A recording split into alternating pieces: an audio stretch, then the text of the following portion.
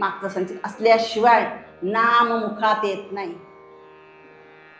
जरी सुरुवातीला नामस्मरण करताना त्रास होत असला आणि जबरीनं नाम घ्यावं लागत असलं तरी घ्यायचं, पण घेता घेता घेता घेता घेता एक दिवस असा येतो की ते नामस्मरण आपोआप मुखात यायला लागतं.